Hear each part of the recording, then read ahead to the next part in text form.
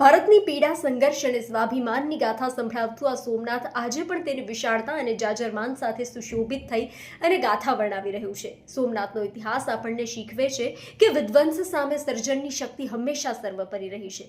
સોમનાથનું પ્રત્યેક શિખર અને પ્રત્યેક પથ્થર આપણને આવાહન કરે છે કે આપણે આપણા સાંસ્કૃતિક મૂળ સાથે જોડાયેલા રહીએ. સોમનાથના સ્વાભિમાનને જાળવી રાખવા માટે અનેક ભક્તોએ પોતાના પ્રાણની આહુતિ આપી છે.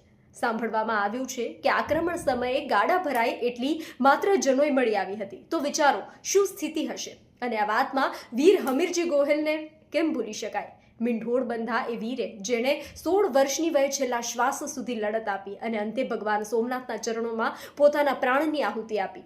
અને એટલે જ કહેવાય છે કે એ વીરને નતમસ્તક થયા વગર જો સોમનાથમાં દર્શન કરવા જાઓ ને તો ભગવાન સોમનાથ પણ તમારી હાજરી સ્વીકાર નથી કરતા.